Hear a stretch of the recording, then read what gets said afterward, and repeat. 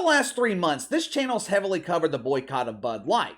To be honest with you, I didn't expect the boycott to last this long. The level of anger and backlash that we've seen towards Bud Light, that was expected. Earlier this week, I saw a report that said the boycott of Bud Light's already starting to bleed into football season. Football stadiums around the country, they are adjusting their stock levels for Bud Light. At this point, this is no longer a boycott. Habits have already been changed. Former drinkers of Bud Light, they've already found their new preferred brand of beer. Bud Light is no longer being boycotted. This is now business as usual. But like I said, I expected this level of anger with Bud Light. Us men, we can be prideful. It has become embarrassing as a man to be seen with a can of Bud Light in your hands, knowing that same can of horrifically tasting beer was also in the hands of Bob Dylan Mulvaney. The boycott of Bud Light, it has remained in the mainstream news cycle, but there's another boycott happening right now that's kind of been lurking in the shadows. It hasn't received nearly as much mainstream media coverage. Until I read this report from Newsweek this morning, I had actually forgotten about this boycott. I thought it was over. But unfortunately for Target, this boycott is far from being over. The majority of retail chains, they cater their business towards women. Outside of the more masculine stores like Academy, Dick's Sporting Goods, Field & Stream, most retail businesses, they are catering to women for obvious reasons. Us men, we don't like to shop. Last weekend, it was the first time I had been to a mall in years, and the only reason I went last weekend was because the kid needed some new cleats for soccer. We were in and out in 10 minutes. If your business is heavily reliant on women for revenue, the number one thing you don't want to do is piss a woman off. Women have a tendency to hold a grudge. When a woman feels hurt or neglected, she never forgets. I am sure some of the men in this audience have been married for decades. I would be willing to bet you guys have countless stories of your wife remembering something that happened 5, 7, 10 years ago and throwing it in your face during an argument. You had probably forgotten about it. She didn't. Another thing women never forget, and parents in general will never forget, it's when you cross the line with their children. When you go after the child, that's when Mama Bear comes out. And over the last 2 months, Mama Bear has attacked Target where it matters most, their bottom line.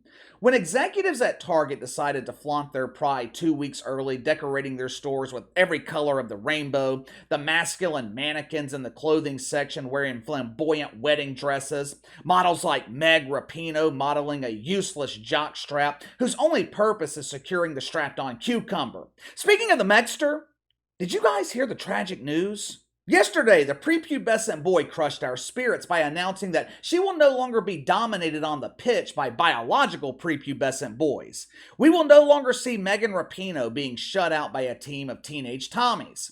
The woke boners who reach climax through constantly changing hair color, they will no longer be able to rely on Meg Rapinoe for wanker spanking material. But don't worry, it's okay. The wicked wig of the woke Joy Reid, she will take good care of you. After the World Cup, Megan Rapinoe will be retiring from soccer. My inside sources tell me she will be pursuing her career as an activist. She'll be focusing on the real important issues like gender-affirming care for infants and tuck-friendly bathing suits for gender-confused Cocker Spaniels. But anyway, Target, they decide to flaunt their pride 2 weeks early this year.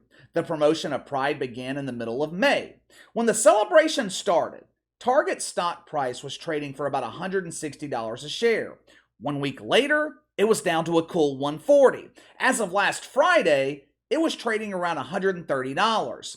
In less than 2 months, Target's lost nearly 20% of its value. But financial value, that is not the only thing Target's lost due to their alliance with the gender benders. They've also lost something far more important: brand loyalty. According to a recent YouGov poll, Target's popularity amongst consumers is at its lowest point in 3 years, near record lows. 2 years ago, Target was polling around 71%. Today, they're hovering around 65%, with 15% of respondents claiming they dislike the brand and another 19% being neutral towards it. Basically, 34% of the respondents don't give a shit about Target. Strange. According to Newsweek, business experts claim that marketing towards the LGBT community is good for business. Over the past couple of weeks, Mark Cuban, he has been vocal about shit fuckery and depravity being good for business, being a good business move. And if anyone should know how good embracing the woke wiener is for business, it's Mark Cuban. I mean, just look at how woke United Methodist benefited the NBA. The NBA went from averaging 15, 18 million during the NBA Finals to averaging 10 to 12 million. Regular season ratings for the NBA have reached huge embarrassing failure status. The league has never recovered after embracing Black Lives Matter and pushing to defund the police. But according to Mark Cuban, that's good for business. These so-called experts claim that major corporations who choose to market their brand to the LGBT community, they open their brand to a completely new market. Well, yeah, that's true. Target promoting tuck-friendly bathing suits allowed them to appeal to less than 1% of the population. But here's the problem. They neglected the other 99%. Marketing tuck-friendly bathing suits to infants who at 6 months old, they don't even have the ability to figure out how to put on the damn thing. Hell, I'm 38 years old. I don't know how to apply the tuck-friendly bathing suit. By marketing their brand to less than 1% of the population, Target pissed off the demographic that matters most. Women. Mothers. You know, the people that keep the lights on.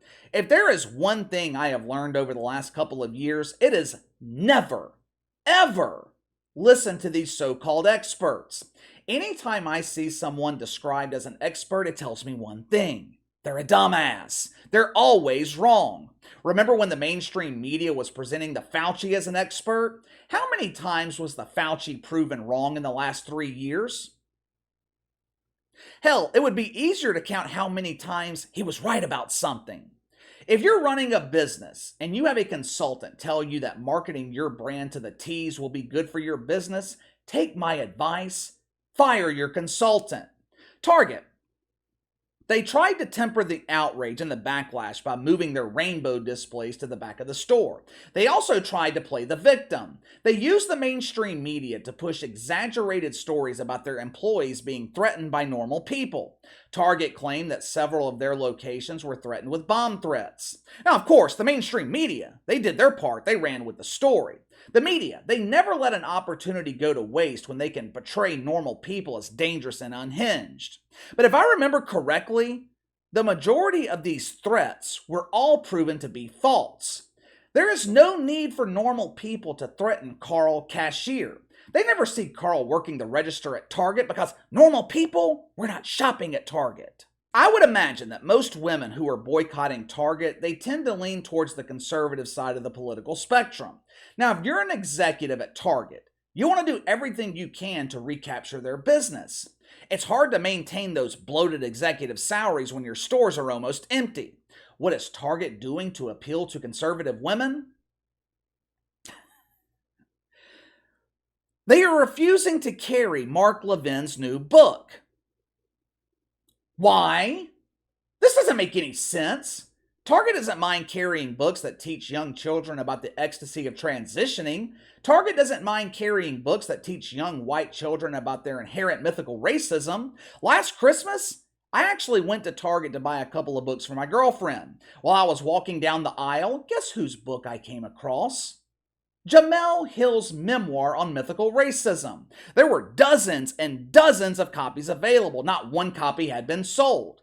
There was so much dust collecting on the books, the pages were starting to crumble. This fake memoir, it was available for, 6, maybe 7 weeks at this point. Only hundreds of copies had been sold, yet for some reason, Target thought it was necessary to keep plenty of this bullshit in stock. So why would they be opposed to stocking a book written by Mark Levin? According to Mark Levin, he claims that he was told Target was worried about offending people. So now you're worried about offending people? You weren't worried about offending people when you put a wig on a masculine mannequin and covered his junk with a tuck-friendly bathing suit. You weren't worried about offending mom when her 6-year-old was being exposed to dong and thong. But when Mark Levin wants you to carry his book, you're suddenly worried about offending people? The question is, who was Target concerned about offending? They've already offended normal people, which is costing them billions of dollars. Are they looking out for us now? Are they worried that Mark Levin is publishing a book that would offend normal people? The title of his book, which is going to be released in September, the title is The Democrat Party Hates America. Well, I'm starting to understand. Target's not worried about offending you. They're worried about offending the shit fucks. As you guys know, parishioners at Woke United Methodist, they are easily triggered, easily offended. Executives at Target, they are worried if a shitfuck sees a copy of Mark Levin's new book on their shelves, they will break out into dangerous convulsions. This could cause thousands of dollars in damages. Employees would have to work overtime just to clean up the mess. But if I'm Mark Levin, I wouldn't be too worried about this. I highly doubt this will impact his book sales. I wouldn't want my book collecting dust next to Smelly Jamelli anyway.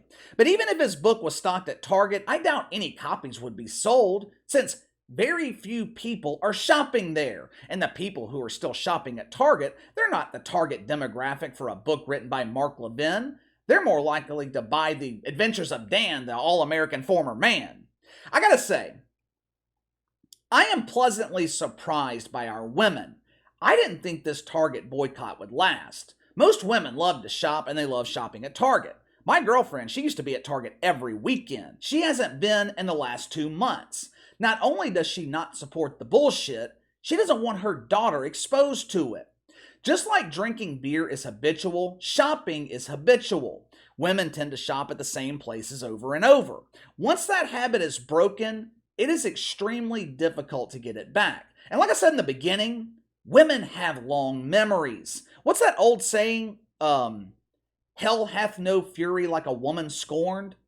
Normal women, they feel like they've been betrayed by Target, which is why their level of popularity is sitting near record lows. But give me your thoughts. Will this boycott of Target mirror the boycott of Bud Light? Could this be something that's permanent? Also, why do you think this Target boycott has been featured far less in the mainstream media? You let me know. Sound off in the comments below. Make sure to like and subscribe. Click the notification bell to receive all notifications from the channel. Best way to contact me is by email at btlkc84@gmail.com, KC_BTL84 on Twitter. I'll see you guys tomorrow.